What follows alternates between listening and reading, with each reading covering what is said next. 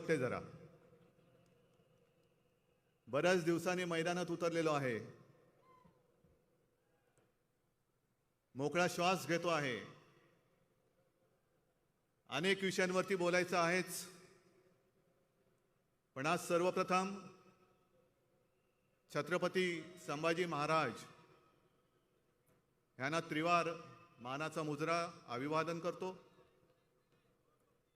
छत्रपती संभाजी महाराज म्हटल्यानंतर आणखीन काही बोलण्याची आवश्यकता नाही, पण काही वेळेला ज्यांना महाराष्ट्र म्हणजे काय आहे हे महाराष्ट्रात राहून ओळखता आलेलं नाही, त्यांच्यासाठी मध्ये मध्ये बोलावं लागतं. विषय म्हटलं तर बरेच आहेत. नेमकं कशावरती बोलायचा हा एक मुद्दा असला तरी हल्ली विशेषतः सर्व पक्ष जे आहेत आणि त्यातही जो एक खोटा हिंदुत्वाचा बुरखा घातलेला पक्ष आपल्यासोबत होता, ते देशाची दिशा भरकटत आहेत. मला आज मोठी गदा दिली. मी मध्ये एकदा बोललो होतो की आमचं हिंदुत्व हे कसं आहे, जे शिवसेना प्रमुखाने आम्हाला शिकवलं. आणि ते म्हणाले होते की मला देवळात घंटा बडवणारा हिंदू नको, तर अतिरेक्यांना बडवणारा हिंदू पाहिजे. आणि तोच धागा घेऊन आपण पुढे जातो आहोत. आणि मध्ये जे मी म्हटलं होतं की आमचं हिंदुत्व हे गदाधारी आहे आणि बाकीच्यांचं घंटाधारी आहे. बसा बडवत घंटा. काय मिळालं? घंटा. ती बघा गदा हलवतोय तो. अहो, गदा पेलायला सुद्धा हातामध्ये ताकद पाहिजे. हनुमान, भीम. मग त्याच्यावरती आपले देवेंद्र फडणवीस बोलले, अहो यांचं हिंदुत्व हे गदाधारी नाही, गधाधारी आहे. म्हटलं बरोबर आहे, आमचं हिंदुत्व हे गधाधारी होतं, पण 2.5 वर्षापूर्वी आम्ही तुम्हाला सोडलं. आमचे जे काही जुने फोटो तुमच्याबरोबर येत आहेत म्हणून तुमचा गैरसमज झाला असेल की आमचं हिंदुत्व हे गधाधारी आहे. त्या गध्याला आम्ही सोडून दिले, कारण उपयोग नाही त्याचा. शेवटी गाढव ते गाढव, गाढवा पुढे वाचली गीता. उपयोग काय? कालचा गोंधळ बरा होता. त्याच्यामुळे जी गाढवं आमच्या सोबत होती घोड्याच्या एका आवेशात, त्या गाढवानी लात मारायच्या आधी आम्ही त्याला लात मारून बाहेर पडलेलो आहोत. आता बसा, काय करायचं ते बोमला. आज संजय राऊत जे बोलत होते, राहुल भट, एक महत्वाचा विषय आहेच. जो एक भ्रम निर्माण केला जातोय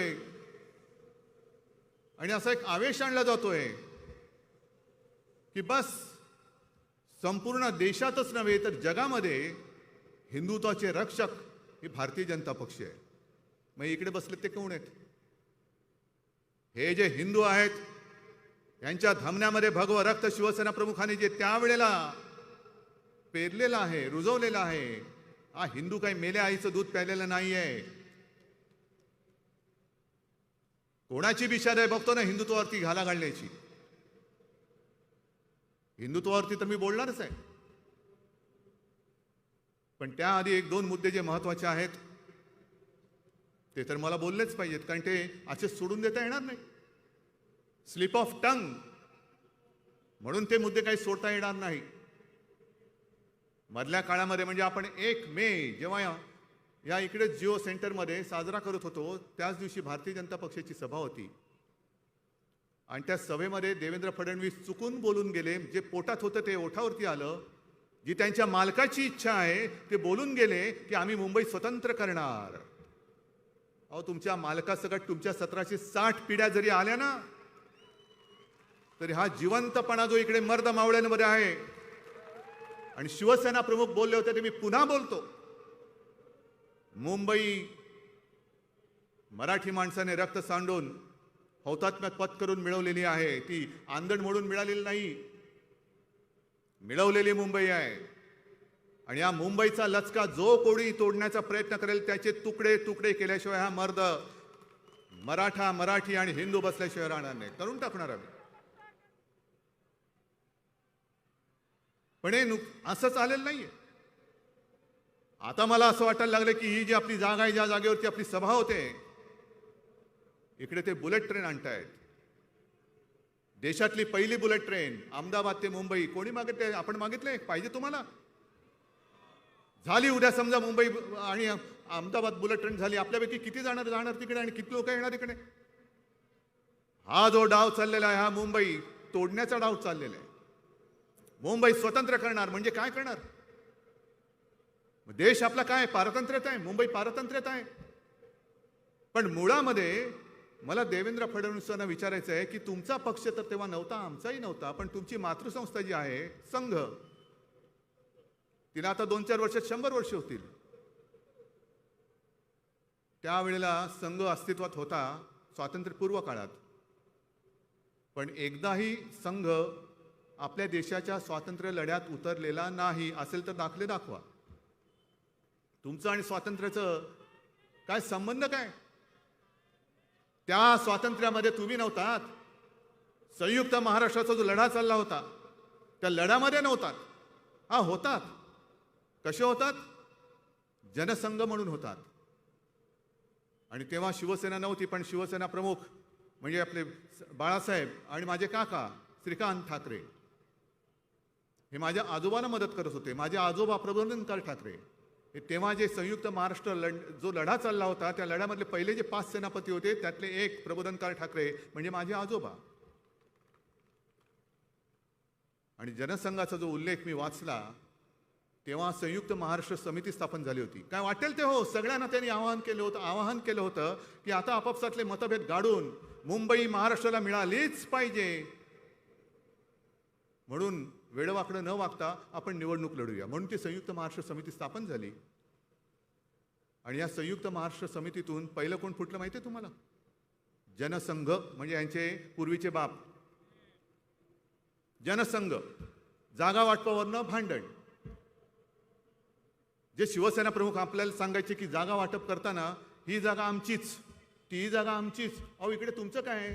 नाही, इकडे आमचा एक कार्यकर्ता आहे, मोरंबा बनवतो चांगला, घराघरात जातो मोरंब्यातून, गोड आहे म्हणून आमची. इकडे काय, आमचा एक पापडवाला आहे, तो घराघरात पापड देतो. हे असं करत करत करत हे तेव्हापासून हा मुंबईचा लचका तोडण्याचा यांचा मनसुबा जो आहे हा वेळेत लक्षात घ्या.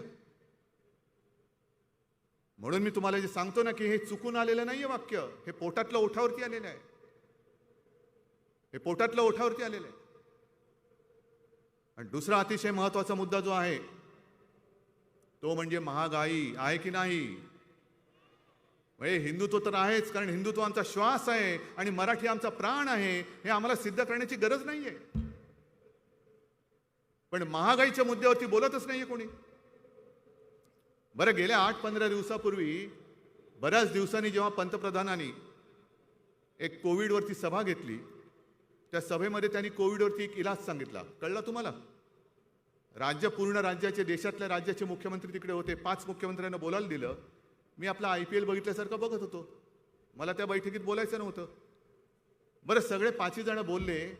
बोलल्यानंतर माननीय पंतप्रधान हे समारोप करताना काही एक दिशा दाखवतात. सगळं काही बोलल्यानंतर मला वाटलं आता संपेल.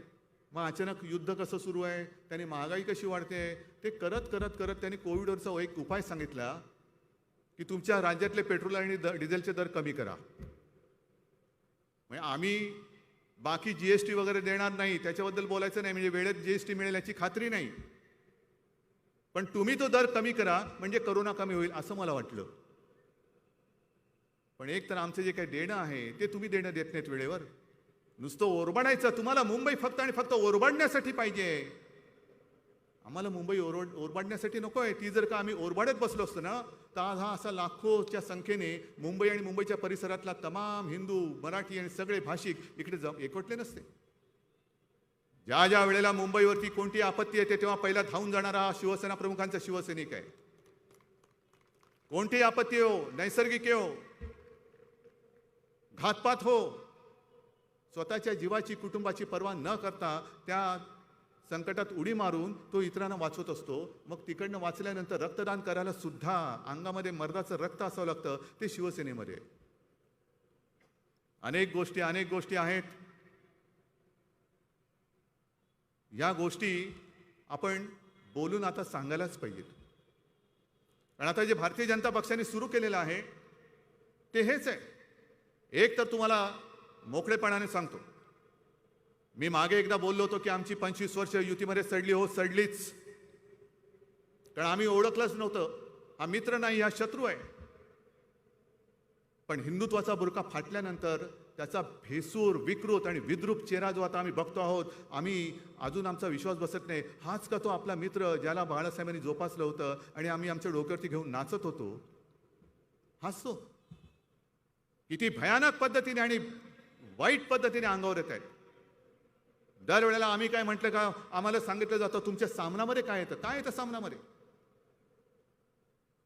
आमच्या सामनामध्ये जे येतं ते देशाच्या आणि राज्याच्या हिताचं असतं, हिंदुत्वाच्या हिताचं असतं आणि ते येणारच. पण संजय राऊत इकडे बसलेले आहेत. मला कोणीही सामनामधला एक लेख काढून दाखवावा की ज्या भाषेमध्ये ही यांची सगळी लांडग्यांची पिलावळ आपल्या अंगावरती येते, कुटुंबियांना बदनाम करते, सगळं काही करते. अशा भाषेत आम्ही मोदीजींचा अपमान कधीतरी केला आहे का? एक लेख मला काढून दाखवा. याला म्हणतात संस्कार, याला म्हणतात संस्कृती. आणि तीच तुम्ही सोडल्यानंतर तुमचं हिंदुत्व राहिलं कुठे?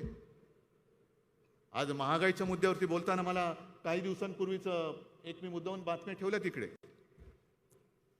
हा 1973 सालचा काँग्रेस सत्तेवर असताना हा फोटो आहे. अटल बिहारी वाजपेयी, तो व्हिडिओच आहे, याच्यामध्ये तो फोटो नाही आलेला. पण तेव्हा वाजपेयींनी बैलगाडीतून संसदेत गेले होते. बैलगाडीतून वाजपेयी गेले होते. काय गेले होते? पेट्रोलची दरवाढ झाली. किती दरवाढ झाली होती आठवते तुम्हाला? 7 पैसे. 7 पैशांनी पेट्रोलचे दर वाढले म्हणून भारतीय जनता पक्षाने एक मोर्चा काढला आणि त्याच्यामध्ये स्वतः अटल बिहारी वाजपेयी हे बैलगाडीतून संसदेत गेले होते. मग तो संवेदनशील भाजप गेला कुठे आज? जे तुम्ही सांगता की शिवसेना बाळासाहेबांची नाही, मग कोण आहे ते?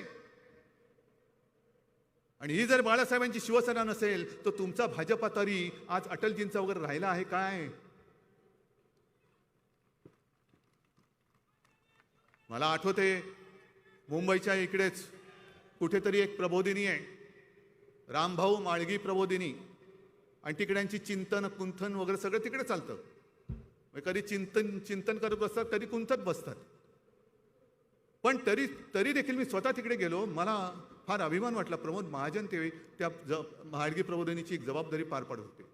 उत्तम सगळं साहित्य होतं, मार्गदर्शक होते, आणि तेव्हा तिथे जावंसं वाटायचं. मी त्यांना विचारलं काय करता ना? आम्ही इकडे कार्यकर्त्यांचं प्रशिक्षण शिबिर घेतो, कार्यकर्ता कसा असायला पाहिजे, राजकारण कसं करावं वगैरे वगैरे सगळी बौद्धिक देतो. मग आता प्रश्न पडतो, ती प्रबोधिनी जी काय आहे रामभाऊ माळगी, तिकडे हे तुम्ही शिकवलत का? ही तुमची पिढी, ही तुमचं प्रॉडक्ट आहे का? का त्याच्यामध्ये जे काय होते ते गेले कुठे आता? रामभाऊ माळगी प्रबोधिनीमध्ये जे शिकलेले होते ते गेले कुठे आता? दिसतच नाही. आता जबाबदारी कोणावर आहे? कोणावर आहे? हा नाही, सहस्त्रबुद्धे गेले वर म्हणजे दिल्लीत. नाही, कोणालाच माहिती नाहीये. मग हे शिकवते तिकडे. मग एवढं खोटं नाटक बोलायचं आपण. काय होतं आपल्याकडनं ते होणार नाही. आपण कमी कुठे पडतो? सगळ्या बाबतीत आपण उजवे आहोत, पण कमी कुठे पडतो? आपण खोटं नाही बोलू शकत. आणि खोटं बोलणं हे त्यांच्या हिंदुत्वात बसतं, आपल्या हिंदुत्वामध्ये बसत नाही. हा फरक आहे दोघांच्या हिंदुत्वामध्ये. आणि आज सुद्धा जो प्रकार संजय राऊतांनी सांगितला की काश्मीरी पंडित तो राहुल भट सरकारी कार्यालयामध्ये घुसून त्याला गोळ्या घातल्या, घुसून. काय करायचं आता? त्या कार्यालयाच्या समोर हनुमान चालीसा पडायचा? काय करायचं? काय का घंटा मोर्चा काढायचा तिकडे? अतिरेकी येत आहेत, महसूल कार्यालयात घुसतायत, नाव विचारतायत आणि कचा गोळ्या घालून पसार होऊन जात आहेत. नंतर मारले असं ते म्हणतायत, मारलेच पाहिजेत. पण ते मारून गेल्यानंतर नाही, मारायला येण्याच्या आत अतिरेकाचा खात्मा केला गेला पाहिजे. आणि आज तिकडे जे काय वातावरण झालेलं आहे, काश्मीरी पंडित म्हणतात की आमचा इकडे बळीचा बकरा केला जातोय. काय हे तुमच्या काश्मीर फाईलचं पुढचं पाऊल आहे की काय? पुढचं पान आहे की काय? का नाही बोलत त्याच्यावरती? का नाही बोलत महागाईवरती? महागाई एवढी पूर्ण झालेली आहे की आता मध्ये ती त्यांनी योजना काढली, ती उज्ज्वला योजना. किती झाला गॅस सिलेंडर आता? 1000च्या वर. देश का आजादी का अमृत महोत्सव म्हणजे 75 वर्ष पूर्ण झाली. रुपयाचा अमृत महोत्सव होऊन त्याच्या पुढे गेला, 77च्या पुढे. लाज नाही, लज्जा नाही, कर्तृत्व नाही. आणि नुसतं लोकांना भ्रमिष्ट करून हे आपला कारभार करत राहतात. हे नाही आमचं हिंदुत्व. हे आमचं हिंदुत्व नाही आहे. संभाजीनगरमध्ये जे काय घडलं, होय मी ते संभाजीनगर म्हणतो, नामांतर करण्याची गरज काय आहेच ते संभाजीनगर. तिकडे तो ओवेसी गेला आणि त्या औरंगजेबाच्या थडग्यावरती डोकं टेकून आला. संजय तुम्ही म्हणाले ते बरोबर आहे. हे जे काय यांचं चाललंय ना, यांची A team, B team, C team, D team, कोणाला तरी औरंगजेबाच्या थडग्यावर पाठवायचं, कोणाच्या हातामध्ये भोंगा द्यायचा, कोणाच्या हातामध्ये हनुमान चालीसा द्यायचा आणि मजा बघत बसायची. म्हणजे काय कारवाई झाली तर त्यांच्यावरती होणार, आम्ही बोंबलायला मोकळे. मग आम्ही जाणार आणि टोमॅटो सॉस लावून पत्रकार परिषद घेणार.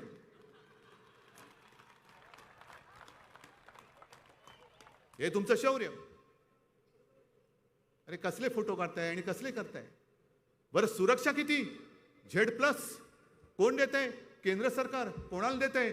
या टिनपाटांना. मग तिकडे काश्मीरी पंडितांना सुरक्षा नाहीये. राहुल भट जे सांगत होते की माझी इकडनं बदली करा, पुन्हा मला जम्मूमध्ये न्या, ऐकलं नाही अजिबात. तिथे काश्मीरी पंडितांना सुरक्षा नाही, पण इथे भोकं पडलेल्या टिनपाटांना ही सुरक्षा देत आहेत, केंद्राची सुरक्षा. कोणाला Y+, कोणाला Z+. काय बापाचा माल आहे तुमच्या? लोकांचा पैसा आहे तो. लोकांच्या पैशावरती तुम्ही ज्यांना सुरक्षा द्यायला पाहिजे त्यांना सुरक्षा देत नाहीत. आणि ही अशी नुसती भोकं पडलेली टिनपाटे घेऊन कशाला काय उपयोग? गळक्या टिनपाटाचा उपयोग काय तुम्हाला? जरा टिनपाट शब्द बोलो, खरं टमरेल बोलायचं होतं.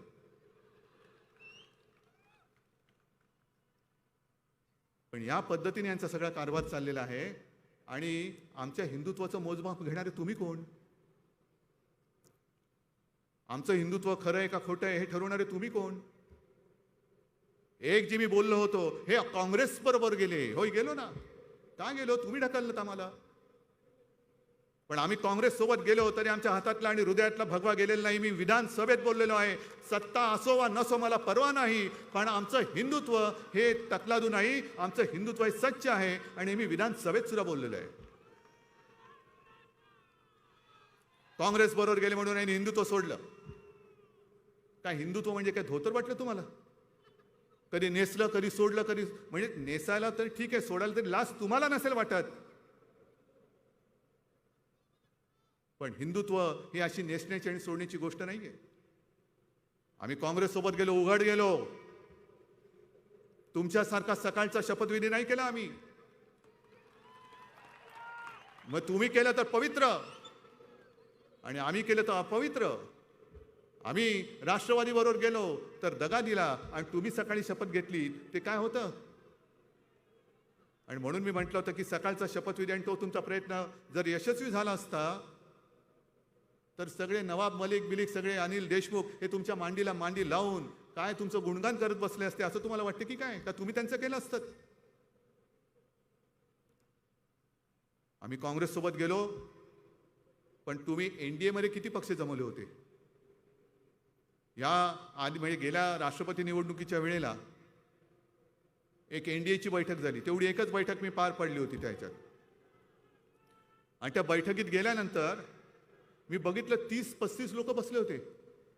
माझ्या बाजूला नितीन गडकरी होते. म्हटलं हो ही लोक कोण? होय आपले NDAतले सहकारी. अरे काय काय लोकांचा एक सुद्धा खासदार नव्हता, पण NDAचे सहकारी.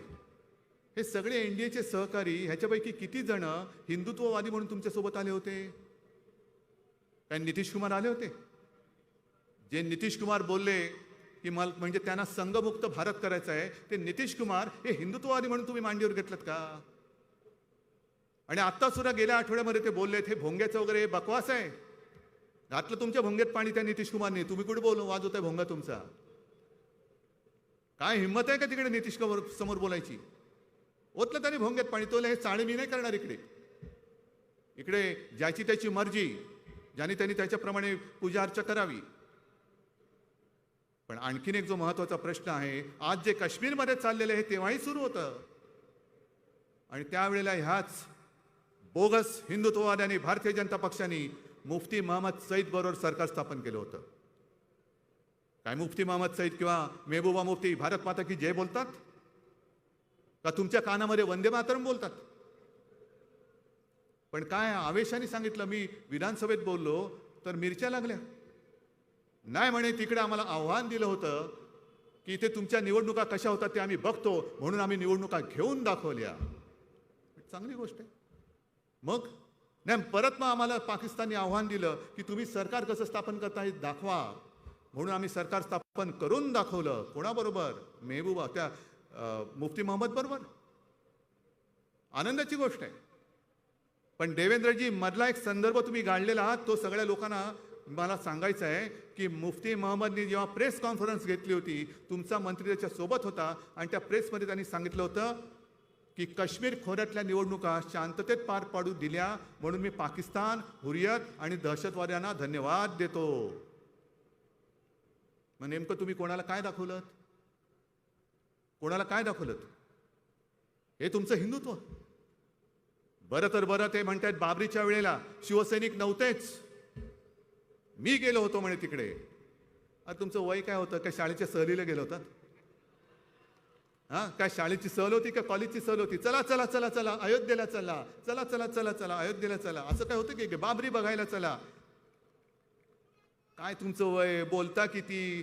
करता काय? मग तुम्ही आमच्यावरती जर का शंका व्यक्त करत असाल तर मी तुम्हाला थेट प्रश्न विचारतोय, तो तुम्ही तरी हिंदुत्वासाठी काय केलंय हे आता जनतेला कळून जाऊ द्या, देशाला कळू द्या. तुम्ही काय केलंय हिंदुत्वासाठी? बाबरी तर पाडली नाहीच. तुम्ही जर का देवेंद्र तिकडे खरंच गेला होतात ना, तर नुसता चढायचा प्रयत्न केला असता तरी बाबरी तुमच्या वजनाने खाली आली असती.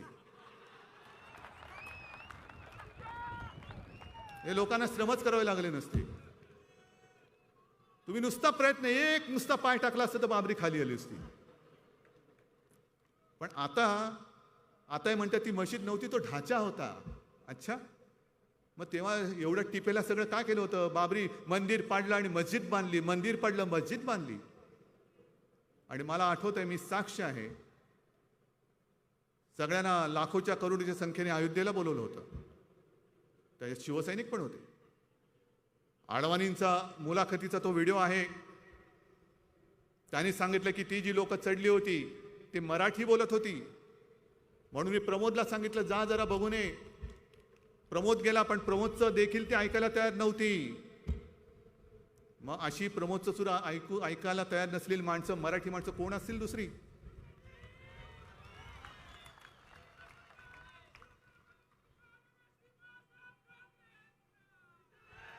आणि तो सगळा दिवस, तो प्रसंग मला आजही आठवतोय. टीव्हीवरती मी बातमी बघत होतो, लोक चढलेत आणि बाबरी पाडली, बाबरी पाडली, बाबरी पाडली. मी जुनं मातोश्री होतं, धावत वरती गेलो. बाळासाहेबांनी सांगितलं की साहेब साहेब बाबरी पाडली पाडली. मला म्हणतो काय काय सांगतो, पाडली? अरे वा. तेवढ्यात इंटरकॉमची बेल वाजली. कोणाचा तरी फोन होता, बाळासाहेबांनी घेतला आणि मग एवढंच म्हणेल, मग चांगलं आहे की मग? नाही नाही, जर शिवसैनिकांनी पाडली असेल तर मला त्यांचा गर्व आहे, मला त्यांचा अभिमान आहे. आणि फोन ठेवला ती मला म्हणाले ही कसली, म्हणे त्यांच्या 2 अक्षराचा शब्दाचा अर्थ तुम्ही लावा, ही कसली याची अवलाद म्हणे. जे लोकांना बोलवत आहेत कार सेवा करा, कार सेवा करा, कार सेवा करा, म्हणजे काय करा? काय अयोध्येला येऊन गाड्या धुवायचे आहेत कार सेवा करायची म्हणजे? हे असलं नेतृत्व आहे, पुचाट नेतृत्व आहे. आम्हाला काय माहिती होतं तिकडे राम मंदिरावरती बाबरी बांधली गेले म्हणून? तुम्ही आम्हाला सांगितलं, आम्ही आलो तिकडे. आणि मला म्हणाले नेतृत्वाचं लक्षण बघ हेच असतं, जो नेता लोकांना भडकावून त्यांनी सांगितलेलं काम केल्यानंतर जो जबाबदारी झटकतो तो नेता नाही, तो नेता असू शकत नाही. हेच काम भाजपाने केलेलं आहे. सुंदरसिंग भंडारी बोलले होते की हे काम आमचं नाही, हे कदाचित म्हणे शिवसैनिकांनी केलं असेल. मग तेव्हा बोंबलला का नाही? भोंगा तेव्हा होता ना, तो भोंगा वाजवला का नव्हता की मी होतो मी होतो मी होतो, पुन्हा येईन पुन्हा येईन पुन्हा येईन? येण्याची शाश्वती नव्हती, गेल्याची पण होती की नाही अजून देता येत नाही. ठीक आहे, आता उद्या ते काहीतरी पुन्हा सभा घेणार आहेत, उत्तर सभा घ्या, मग आम्ही परवा घेतो, मग तुम्ही त्याच्यानंतर घ्या, मग आम्ही त्याच्यानंतर घेतो. हेच चालू ठेवायचे चाळे, हेच चालू ठेवायचे. उत्तर द्यायची असतील तर जनता जी आज महागाईने होरपडलेली गेलेली आहे तिला उत्तर द्या. आम्हाला कसलं उत्तर देताय? याला उत्तर देणं शक्य आहे तुम्हाला? हे इकडे जे काय जमलेलं आहे ही नुसती गर्दी नाहीये. ह्या गर्दीमध्ये एक जिवंतपणा आहे. ही सगळी वाघ आहेत, वाघ. मग गेल्या वेळेला त्यांनी काय केलं होतं? गेल्या वेळेला त्यांनी मला सांगितलं, कळलं असं की भगव्या टोप्या घातल्या होत्या. का हो भगव्या टोप्या कशाला? नाही, हिंदू आहोत आम्ही ना. हिंदुत्व टोपीत नसतं, डोक्यात असतं. डोक्यात मेंदू असेल तर त्या मेंदूत हिंदुत्व असायला लागतं, टोपीमध्ये हिंदुत्व नसतं कधी. आणि भगवी टोपी घालून जर तुम्ही हिंदुत्व दाखवत असाल तर RSSची टोपी काढी का?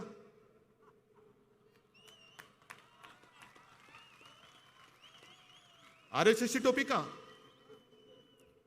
ही अशी सगळी विकृत माणसं. तुम्ही म्हणजे हिंदू नाही, ठीक आहे ना, आम्ही कुठे म्हणतोय की आम्ही म्हणजेच हिंदू, पण जे दिसते ते सत्य आहे, ते सांगण्याची आम्हाला गरज नाही. आम्ही हिंदू आहोत की नाही हे ठरवणारे तुम्ही नाही आहात. पण एक गोष्ट नक्की की तुमचं विकृत हिंदुत्व हे आम्हाला मान्य नाही. ही विकृती आहे. शिवसेना प्रमुखाने हिंदुत्वाचा विचार दिला, तुम्ही त्या हिंदुत्वाचा विकार करतात. आणि अशी विकारी माणसं ही देशाचा कारभार काय करणार? मनोरुग्ण आहेत ही लोक. आजच मी येताना टीव्हीवरती बातम्या बघत होतो, कोणत्या दिशेने आपण चाललेलो आहोत. संजय राऊत म्हणाले की देशाला दिशा दाखवा. काय दिशा दाखवायची? दुर्देशाकडे आपण चाललेलो, दुर्देशाकडे चाललेलो आहोत. कोण थांबवणार? ज्यांच्यावरती विश्वास टाकला तोच जर का केसाने गळा कापणार असेल तर मग देश कोणाच्या हातामध्ये द्यायचा, कोणी हातामध्ये घ्यायचा? आता येताना मी टीव्हीवरती बातमी बघितली, एक कोणतरी बाई आहे, तिने शरद पवारांवरती कॉमेंट केली. फार विचित्र कॉमेंट आहे. काय घरी आई वडील आजी आजोबा भाऊ बहीण आहेत की नाही? संस्कार काय होतात की नाही तुमच्यावरती? संस्कार काय होतात की नाही? किती काही जरी झालं तर बाई तुझा संबंध काय? कोणावरती बोलतेस? काय बोलतेस? जर हे तुझं वक्तव्य असेल, तुझ्या मुलांचं काय होणार? ती काय होणार उद्या? हा जो सुसंस्कृतपणा आहे तो आपल्या देशातनं आणि आपल्या राज्यातनं जात चाललेला आहे. तो आपल्याला जपायचा आहे. ते खरं हिंदुत्व आहे. सुसंस्कृतपणा जपणं, नाहीतर म्हणायचं कशाला? नुसतं श्लोक म्हणायचे, हे म्हणायचे आणि तिकडे जाऊन वाटेल ते करायचं. म्हणजे मग करून करून भागले आणि देवपूजेला लागले. हे हिंदुत्व? या सगळ्या चित्रविचित्र गोष्टी ह्या टाळल्या गेल्या पाहिजेत. हे सांगणारं आज दुर्दैवाने कोण दिसत नाही. हे काम आपल्याला करायचंय आहे ना. याच्यामध्ये आपण मुंबई स्वतंत्र करणार म्हणतात, कशासाठी करणार हे तुम्हाला मी सांगितलं. पण मुंबईमध्ये जी कामं आपण करतो आहोत ही अभिमानाने आपण सांगितली पाहिजेत. मुंबईमधल्या आपल्या या शहरातल्या एकमेव महापालिका असेल 8 भाषांमध्ये शिक्षण देतं. एकमेव महापालिका. CBSE ICSE वगैरे हा सगळे जे अभ्यासक्रम आहेत हे आपली एकमेव महापालिका आहे, ती आपल्या शाळेमध्ये देते. म्हणजे आपल्या शाळेमध्ये यापूर्वी जी काही परिस्थिती होती, कोणी जर का विचारलं की तुमचा मुलगा जातो कुठे, तर लोक कदाचित तेव्हा लाजत होते की महापालिकेत शाळा. कारण महापालिकेत शाळा काय असणार? गरिबांची शाळा, फुकटची शाळा, ह्याच्यात काय अभ्यास असणार? आता जाऊन बघा तुम्ही, आता महापालिकेच्या शाळांमध्ये आपल्या मुलांना प्रवेश मिळावा म्हणून दाराच्या बाहेर रांग लागते. मध्ये अरविंद केजरीवाल येऊन कशासाठी काय बोलले की त्यांचं शाळा किती मोठ्या असतील ना. पण केजरीवाल साहेब, तुमचं राज्य आहे, आमची महापालिका आहे, एक महापालिका, आणि महापालिकेने तुमच्या तोडीचं काम केलेलं आहे. कोविडचं काम किती मोठं झालेलं आहे. कोविड, मी अभिमानाने सांगेन की देशामध्ये दुसरं कोणतेही राज्य एवढं नसेल की ज्यांनी आरोग्य व्यवस्था ही एवढ्या पटीने वाढवलेली आहे. एवढ्या पटीने. हे मी वारंवार सांगितलं, मला पुन्हा फेसबुक लाईव्ह नाही करायचं. पण जणू काही महाराष्ट्रामध्ये संपूर्ण सगळं भंगार राज्य चाललेलं आहे. माफिया का राज. मला असं वाटतं आता दाऊदच्या मागे लागलेत. पण दाऊद जर का बोलला मी भाजपात येतो, तर मंत्री म्हणून त्यांच्यासोबत कधी दिसू शकतो. कदाचित म्हणूनच त्याच्या मागे लागले असतील. बघ इकडे कसं ईडी मागे लागले होते, आमच्यात लोक येत आहेत, आमच्यामध्ये ये, मग तुला मंत्री बनवतो. उद्या दाऊदला पण मंत्री बनवतील आणि सांगतील तसं काही नाही हो, दाऊद म्हणजे आमचा गुणाचा पुतळा आहे. ही अशी चित्रविचित्र सगळी भानगडी करणारी माणसं बघितल्यानंतर हे स्वतःला हनुमान पुत्र म्हणू तरी कसे शकतात? ज्या हनुमानाने पेट्या शेपटीने लंका जाळली होती, तुम्ही बाबरी पाडल्यानंतर शेपट्या आत घालून बसला होतात आणि तुमची विधभर नाही, कित्येक मैल पळापळ झाली होती. ने पटकन बोललेलं बरं, नाही तर तुमचा गैरसमज व्हायचा. तर हे सगळं हनुमान पुत्र बित्र ह्या गोष्टी तुमच्या तोंडात शोभत नाहीयेत. ज्या रिकाम्या थाळ्या तुम्ही त्यावेळेला गो करोना गो म्हणून वाजवल्या, त्या थाळ्या आजही रिकाम्या आहेत. तुम्हाला एका गोष्टीचं नक्कीच समाधान वाटेल की जी आपण शिवभोजन थाळी म्हणून गरिबांसाठी 10 रुपयात देतो आहोत, मधल्या काळात आपण मोफत देत होतो, त्याच्यामध्ये 5 रुपयाने पण देत होतो. आज 10 कोटीच्या वरती त्या थाळ्यांचं वितरण झालेलं, रोज चालू आहे, रोज चालू आहे. शिवभोजन रोज चालू आहे. पोटभर जेवण, पोटभर घा. आम्ही भरलेली थाळी देतो, रिकामी थाळी नाही देत. मग रिकाम्या थाळीचं करायचं काय? थाळी रिकामी राहिली तर लोक विचारतील प्रश्न. मग काय नाही, जा बाल्कनी थाळी वाजव. मग आता पण करा. गो महागाई गो, गो बेकारी गो. जे आज आपण इकडे हिंदुत्वाचं सांगितलंय की हृदयात राम आणि हाताला काम देणारं आमचं हिंदुत्व आहे, हा आमच्या हिंदुत्वाचा अर्थ आहे. काय तुमच्या हिंदुत्वाचा अर्थ काय? घंटा वाजवायची नुसती? आणि ते हृदयात राम आणि हाताला काम, ते मला वाटतं सुभाष देसाई साहेबांनी सांगितलं असेल आपण काय काय करतो आहोत. आज संपूर्ण देशामध्ये महाराष्ट्र हा आपला महाराष्ट्र तुमच्या सगळ्यांच्या आशीर्वादामुळे स्टार्टअपमध्ये नंबर 1चं राज्य. स्टार्टअप म्हणजे होतकरू जे नवीन नवीन सगळे उद्योजक येत आहेत त्यांच्यासाठी महाराष्ट्र हे नंबर 1चं आहे. गुंतवणूक येते आहे, महाराष्ट्र पुढे चाललेला आहे. पण हे पुढे महाराष्ट्राचं जाणं यांना बघवत नाही, म्हणून महाराष्ट्रामध्ये कशी संपूर्ण वाताहत झालेली आहे. कायदा सुव्यवस्थेचे 12 वाजलेले आहेत. का असं का करताय? राजकारण राजकारणाच्या जागी ठेवा ना. पण महाराष्ट्रामध्ये गुंडागर्दी चालू आहे, लोकशाहीचा गळा घोटला जातोय. तो सॉसचा फोटो आल्यानंतर दिल्लीतनं पत्र आलं की याला केंद्राची सुरक्षा असताना ह्याच्यावरती हल्ला झाला कसा? राहुल भटच्या हल्ल्याचं विचारणार तातडीने दिल्लीत. पण सुरक्षा तुम्ही दिली ना, मग तुम्ही काय आम्हाला विचारता? सुरक्षेला विचारा ना खरं काय झालं. सॉसची बाटली दिली कोणी? विचारत आहे ना. ह्या सगळ्या ज्या काही गोष्टी चाललेल्या आहेत, या बघितल्यानंतर जो उद्वेग होतो, उद्वेग की हे महाराष्ट्राला बदनाम करतायत. जणू काय महाराष्ट्रामध्ये चरस गांजाच्या शेतीला मोठा काहीतरी एक धुमारा फुटलेला आहे. काढा, गेल्या 2 वर्षातल्या सगळ्या केसेस काढा. जे जे तुम्ही आरोप केले त्यांचं पुढे पुढे काय झालं? सुशांत सिंगचं काय झालं? आणखीन काय झालं? पुढे काय झालं? पुढे काय झालं? बोंबलायचं नुसतं. घशाला जी खास सुटते ती खाजवायची कशी म्हणून हे बोलून घेतात. पण आम्ही संयम बाळगतोय म्हणजे आम्ही नामर्दाची औलाद नाही. एक तर आम्ही कोणाच्या अंगावर जात नाही, पण कोण अंगावर आलं तर त्याला सोडत नाही. हे आमचं हिंदुत्व, हे फक्त लक्षात ठेवा. हे आमचं हिंदुत्व आहे. आम्ही कधी कोणी तुमच्या कुटुंबियांची निंदा नालस्ती केले? आम्ही कधी कोणी तुम्हाला भ्रष्टाचारी किंवा माफिया म्हटलं? भ्रष्टाचारी आहातच. एक एक प्रकरणं बाहेर येतात. आता एक एक प्रकरणं बाहेर येत आहेत. पण केवळ सत्ता मिळत नाही म्हणून तुमचं जे काय चाललेलं आहे एकतर्फी प्रेम, मग काही वेळेला असं वाटतं की हे कोणत्या दिशेने चाललेले आहेत. मध्ये मध्ये वृत्तपत्रात जे बातम्या येतात ना, दुर्दैवाने असं घडतं, घडायला नाही पाहिजे, की कोणाचं तरी कोणावरती एकतर्फी प्रेम असतं आणि मग ती नाही म्हणते म्हणून तिला विद्रूप करून टाकायचं, ऍसिड फेकायचं. तसं यांचं एकतर्फी प्रेमातनं महाराष्ट्र विद्रूप करण्याचं काम चाललेलं आहे. का करता? हा शिवरायाचा पवित्र जो महाराष्ट्र का बदनाम करताय? काय तुमच्याकडे योजना असतील घेऊन या, आपण करूया. चला, मी आज तुम्हाला सुसंस्कृतपणाने सांगतोय की हे सगळे तमाशे बंद करा. या एकत्र बसून आपण महाराष्ट्र पुढे नेऊया. या माझी तयारी आहे. चला या. एकतर हिंदुत्वाची चिंता करूच नका तुम्ही. कोणी मायेचा पूत निदान या महाराष्ट्रामध्ये भगव्याला हात घालू शकणार नाही, हिंदुत्वाला तर ओरखडा सुद्धा काढू शकणार नाही. एवढं मजबूत सरकार, आणि सरकारपेक्षा जास्त मजबूत हे शिवसेना प्रमुखांचे मावळे इकडे बसलेले आहेत. मग मध्येच कोणतरी उठतं. मला मध्ये एका शिवसैनिकांनी चांगलं सांगितलं अचानक, कारण हल्ली जरा मी भेटायला सुरुवात केलेली आहे, बोलतो फोनवरती वगैरे. मला एका शिवसैनिकांनी काय कशासाठी विचारलं पटकन, साहेब तुम्ही तो लगेरो मुन्नाभाई पाहिलात का? म्हटलं संबंध काय लगेरो मुन्नाभाईचा? म्हटलं थोडासा पाहिला. का रे? अहो त्याच्यात नाही का त्या संजय दत्तला गांधीजी दिसतात, गांधीजी बोलतात, मग हा गांधीगिरी करायला लागतो. म्हटलं मग नाही तशी एक केस आहे आपल्याकडे म्हणे. म्हटलं कोणती केस? अहो ती नाही का ज्याला स्वतःला बाळासाहेब झाल्यासारखं वाटतं, शाल घेऊन फिरतात म्हणे हल्ली, मग कधी मराठीच्या नादाला लागतात, कधी हिंदुत्वाच्या नादाला लागतात.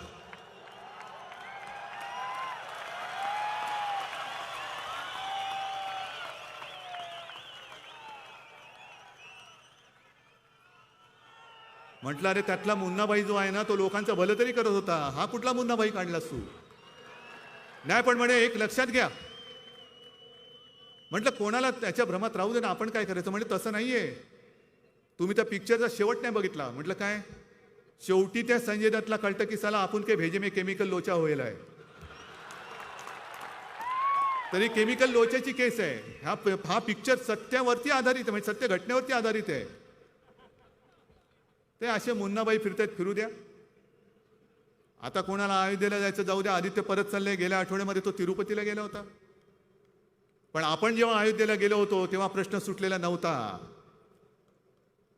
2018 साली दसरा मेळाव्यामध्ये तुमच्या सगळ्यांच्या साक्षीने मी जाहीर केलं की मी पुढच्या नोव्हेंबरमध्ये अयोध्येला जाणार. तुम्ही आला होतात माझ्यासोबत. आणि आजही तुमच्या लक्षात असेल की हे मी बोलताना वादळ वारं सुटलं तर विजा लखलखत होते आणि भगव्याचे मशालीसारखे फडकत होते. आहे ना लक्षामध्ये? काय हे काय चित्र होतं? ते दैवी चित्र होतं. आणि जाण्यापूर्वी सहज माझ्या मनात आलं की राम जन्मभूमीला जाताना आपण शिवजन्मभूमीची एक मूठभर तरी माती घेऊन जावी. मी शिवनेरीला गेलो, एक माती घेतली, तिचा एक कलश घेतला आणि अयोध्येला गेलो. अयोध्येला तो कलश मी त्यांच्या हाती सुपूर्द केला. रामलल्लाचं दर्शन घेतलं, परत आलं.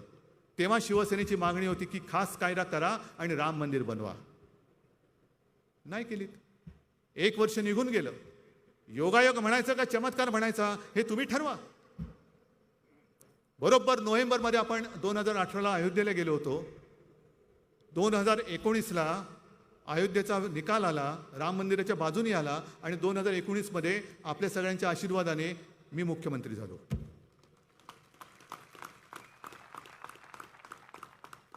हे आहे ना कुठेतरी आमच्या पूर्वजांची पुण्याई आहे, आई वडिलांचे आशीर्वाद आहे, तुमच्या सगळ्यांचं प्रेम आहे.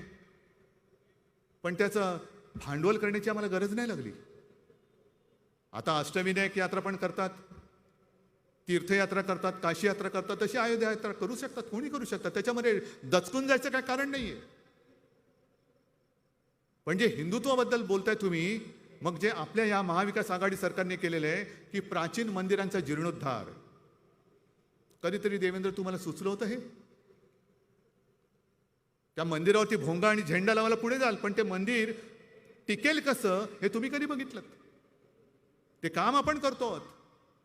पहिली 8 मंदिर आपण निवडली सुद्धा, पण दुर्दैवाने केंद्रामध्ये तुमचं जे सरकार बसलं आणि त्याच्या खाली जे पुरातत्व विभाग आहे त्यांनी त्याच्यामध्ये मोडताप घातलेला आहे. नाही करायचं म्हणे, आम्ही नाही करणार, तुम्ही नाही करायचं. अरे मंदिरं आमची, मंदिरं माझ्या राज्यातली, तुम्ही कोण टिकवजी राव? ही अशी जी काय खाती आहेत ना ज्याला तत्व नाही, त्यांना पुरा एकदा, तर ती पुरातत्व खाती होतील. म्हणजे मंदिरांचा आम्ही जीर्णोद्धार करतोय, ठीक आहे, तुमची देखरेख ठेवा. आम्ही काय त्याच्यामध्ये काय तुम्ही जसं FSI वगैरे तसं केलं तसं काय मंदिराचा FSI नाही वाढवणार. प्रधानमंत्री आवास योजना नाही तिकडे करणार. जे मंदिर आहे ते मंदिरच टिकवणार, आणखी दीर्घकालीन टिकेल ते कसं ते आम्ही बघणार आहोत. आपल्या राज्यातली काही मंदिर अशी आहेत की जी पावसाळ्यामध्ये पुराखाली जातात, टिकणार कशी? इतकी वर्षे टिकली, हेच मोठं आहे. पण हे पुरातत्व विभाग जे औरंगजेबाचं थडगं तिकडे बघतो संभाजीनगरमध्ये, तोच हा विभाग. थडग्याची देखभाल करतायत पण मंदिराची करत नाहीयेत. जा ना देवेंद्र, तिकडे जाऊन बोंबला. आणि बोंबलायचंच असेल, मुंबई स्वतंत्र तर तुमच्या कित्येक जन्मात होणार नाहीये, पण मुंबईसाठी बोंबलायचं असेल ना तर जा तिकडे कांजूरची जागा अडवली आहे त्याच्यासाठी बोंबलून या. इकडे बुलेट ट्रेन आणताय तुम्ही, बाजूला धारावी आहे, धारावीमध्ये रेल्वेची जमीन नाही देत आहेत, पैसे दिले अर्धे तरी देत नाहीत. जा तिकडे बोंबला आणि धारावीची ती रेल्वेची जमीन ह्या माझ्या मुंबईकरांना मिळवून द्या. असे कित्येक प्रकल्प आहेत जे राज्याचे आणि मुंबईचे केंद्राने अडवून ठेवलेले आहेत, नाही देत. मुंबईला अभिजात भाषेचा दर्जा नाही देत. काय कोणाची भाषा आहे? मराठी आमची मातृभाषा आहे, आमचं भाग्य आहेच, कारण हीच मातृभाषा आपल्या छत्रपती शिवरायाची सुद्धा मातृभाषा आहे. आणि मी अनेकदा सांगितलेलं आहे, आज तुमचा जो काही हिंदुत्वाचा खोटा पुळका आलेला आहे, जर हे दैवत जन्माला आलं नसतं तर तुम्ही सुद्धा भोंग्यामध्ये असता, तुम्ही सुद्धा भोंग्यात असता. ही छत्रपतींची मातृभाषा, तिला अभिजात दर्जेचा भाषेचा दर्जा तुम्ही देऊ शकत नाही. एवढं करंट सरकार तिकडे बसले, जा ना तिकडे कधीतरी बोंबला. आणि म्हणून जास्त काही मी बोलत नाही, पण एक गोष्ट सांगतो, काही काही आठवणी ह्या अशा असतात की आपल्याला सर्वांना आठवत असेल की काही म्हणजे बऱ्याच वर्षांपूर्वी जावेद मियादाद घरी आला होता मातोश्री. कशासाठी आलेला? भारत पाकिस्तान मॅच होणे दो. बाळासाहेब म्हणाले ते तू बोलूच नको, जोपर्यंत तुझा देश माझ्या देशावरती अतिरेकी पाठवत नाहीत, हल्ले थांबवत नाही, तो सुधरत नाही, तोपर्यंत मी कोणताही सामना या माझ्या मराठी मातीत होऊ देणार नाही, तू पुढे बोल. मग त्याला बाळासाहेबांनी विचारलं, अरे जावेद तू इतना अच्छा खेळता है, मग तू मध्ये माकड चाळणे का करतोस? मग त्यांनी सांगितलं, साहेब ज्या वेळेला मी मैदानात उतरतो तेव्हा संपूर्ण पाकिस्तान माझ्या पाठी असतो. कुछ भी करो लेकिन मॅच जितनी है. मग आम्ही काय करतो, जर एखादा बॅट्समन चांगला सेट झाला असेल तर मुद्दामून बाजूला जाऊन उभे राहतो, सिली पॉईंट म्हणजे सिलीच पॉईंट असतो तो. मग गली स्लीप इकडे राहायचं आणि चांगला सेट झालेल्या बॅट्समनला वेडवाकडे बोलत राहायचं. मग त्याचं एकाग्रता भंग पावते आणि तो आऊट होतो. आणि असंच म्हणे मी एकदा केलं होतं, बॅटिंग करत होतो आणि एक बॉलर फार चांगला बॉलिंग करत होता. मी काय नाही म्हणे बॅट ठोकत ठोकत ठोकत ठोकत बराच वेळ बॅट ठोकत बसलो, एक बॉल खेळलो, परत बॅट ठोकत ठोकत ठोकत त्याच्याकडे गेलो आणि बोबड्या शब्दात बोललो, ए त्याला लूम तिदले पता ना. मग आत्ता जो बोलतोय त्याच्याशी नाही मी बोलत, पण बोबडं बोलतंय म्हणून सांगतो. ए त्याला लूम तिदले बताव ना. तर म्हणे बॉलरने एकदा दोनदा दुर्लक्ष केलं, शेवटी विचारलं क्यू, त्याने दरवाजे पे छकडा मारना है. मग तो बॉलर जो भडकला त्याचं एकाग्रता गेली, लेन लाईन चुकली आणि मी ठोकून घेतल्या रन्स. हे असे सगळे बोबडे बोल जे आपल्या कानावर येत आहेत त्याचा मी मागचा अर्थ सांगितला. तर अशा या बोबड्यांकडे लक्ष देऊ नका. याला क्रिकेटमध्ये स्लेजिंग म्हणतात. स्लेजिंग म्हणजे समोरच्याला विकेट कसा तो आउट कसा होईल आणि जर बॉलर चांगला असेल तर त्याची बॉलिंग कशी बिघडेल ही बघणारी ही सगळी अवलारे. काम करण्याच्या ह्यांच्यात कर्तृत्व नाही, अजिबात नाही आहे. आणि आज आपण जे करतो आहोत हे काम हे त्यांना पचत नाहीये, पटत नाहीये.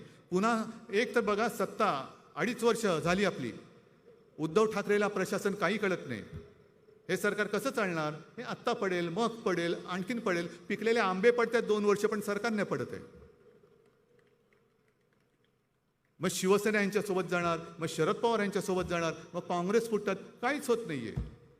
मग ईडी मागे लाव, CBI मागे लाव, तरी फुटत नाही. आणि तुम्ही खोट्या मार्गाने जर आमच्या मागे लागाल तर एक सांगून ठेवतो, तुम्हाला इकडनं सोडणार नाही. जर खोटे गुन्हे आणि जर आमच्या माणसाच्या मागे लागाल तर मग मात्र हा महाराष्ट्र जो पेटेल तर पलटा भुई थोडी करून ठेवेल. ही शंडाची अवलाद जर तुम्ही तुमच्या एजन्सीज मागे आमच्या लावणार असाल, त्यांच्या पाठून जर का तुम्ही शिखंडी म्हणून लढणार असाल, तर जे मी मगाशी बोललो तेच सांगतो की महाराष्ट्र मेल्या आईचं दूध प्यायलेलं नाही. जर आमच्या मागे उगाचच लागाल तर मात्र अजिबात तुम्हाला दया माया क्षमा दाखवली जाणार नाही. पण कायद्याचा दुरुपयोग जसा आम्ही नाही करत तसं तुम्ही करू नका, तुम्ही करू नका. लढायचं असेल तर सरळ या, आहोत आम्ही आहोत आणि तुम्ही आहोत आणि ही जनता आहे. ही जनता काय ते ठरवेल की महाराष्ट्रावरती राज्य कोणी करायचं, मुंबईवरती राज्य कोणी करायचं. पण आता खोटी नाटी आणि विकृत राजकारण, गलिच्छ राजकारण हे बंद करा. आता सुधरा, कधीतरी सुधरा. तिकडे लंकेमध्ये बघा काय चाललेलं आहे. लंका का पेटली? रावणाची लंका दुसऱ्यांदा का पेटली? कोणी पेटवली? साध्या लोकांनी पेटून दिली. ज्यांना राज्यकर्त्यांनी भुकं ठेवलं त्या भुक्या राहिलेल्या लोकांनी ही लंका पेटवलेली आहे. आणि म्हणून जे मी सांगतोय की आमचं हिंदुत्व हे घर पेटवणारं नाही तर घरातली चूल पेटवणारं असलं पाहिजे. घर पेटवणं सोपं आहे, पेटवा दंगली, काय मिळणार काय तुम्हाला? पण घर जरी अख्खं पेटलं तरी घरातली चूल नाही पेटू शकत. आम्हाला घरातली चूल पेटवायची. कशी पेटवणार चूल? उज्ज्वला योजनेचे 12 वाजले, गॅस गेला. मध्ये कोणीतरी सांगितलं की मोदीजींनी एवढं अनाज फुकट दिलं. अरे फुकट पण काय खायचं कसं? कच्चं कच्चं डाळ दिली, तांदूळ दिली, काय बाकाण्यामध्ये चणे शेंगदाणे की काय कच्चे खात जायला? शिजवायची सोय काय? शिजवण्याची सोय नाही. रामचालिसा पडो. त्या रामाचा आणि हनुमान चालिसा, हनुमानाचा अपमान करू नका. ते हृदयामध्ये असायला पाहिजे, जे आमच्या आहे. मी सुद्धा लहान असताना माझे आजोबा आमच्याकडनं रोज श्लोक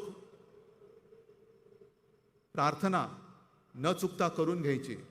ती प्रार्थना मला सुद्धा येते. अगदी अर्जुनाने केलेलं दुर्गा स्तोत्र ते सुद्धा आज मला पाठ आहे. पण ते नुसतं पाठ करून काय उपयोग आहे? ते समजलं पाहिजे, आणि समजलं असेल तर तसं वागलं पाहिजे. तर तू जे काय करतोयस आणि वाचतोयस त्याच्यामध्ये काहीतरी अर्थ आहे. आणि हेच तर आपलं हिंदुत्व आहे. मला तुम्हाला एवढंच सांगायचं आहे की उगाच भलत्या सलत्या कारणं जी काही येत आहेत, बिचकून जायचं कारण नाही. तसे तुम्ही नाहीच. मातोश्रीवरती कोणीतरी एकाने यायचा प्रयत्न केला होता. ती आमची अंगाराजी कशी अंगारासारखी भडकली, कुठल्या कुठे पळून गेले.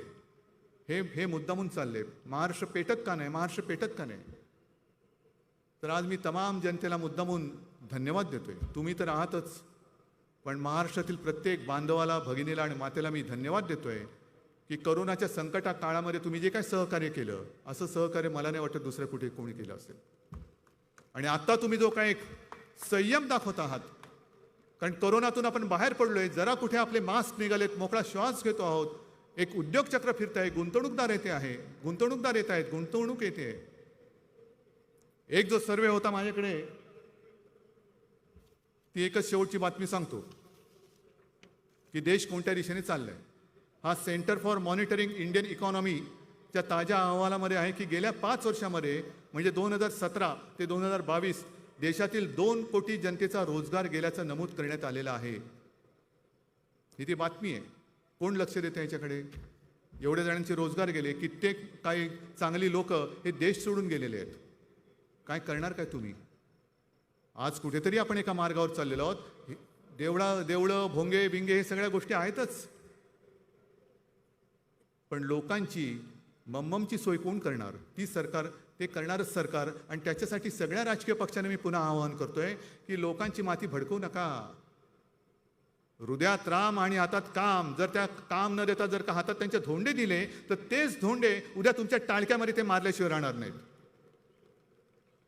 आणि म्हणून हे पाप निदान हा आपला शिवरायाचा महाराष्ट्र तरी करणार नाही, आणि आपण त्याला करू देणार नाही, अशी एक अपेक्षा व्यक्त करतो. एवढ्या मोठ्या संख्येने तुम्ही आलात. ही तर सभा वाटतच नाही, हा एक मोठा उत्सव वाटतोय, हिंदुत्वाचा उत्सव वाटतोय.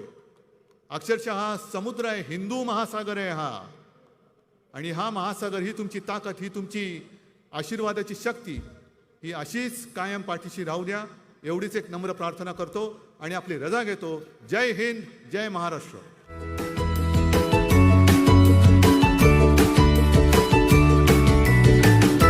बातम्या शेतीच्या, बातम्या मातीच्या, बातम्या अन्यायाच्या, गुन्हेगारीच्या,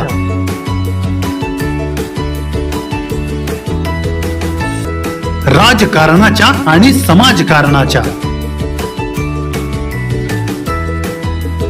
शोषणाविरुद्ध बुलंद आवाज, जनसामान्यांच्या हुंकाराची गाज, सत्कार्याला प्रोत्साहन,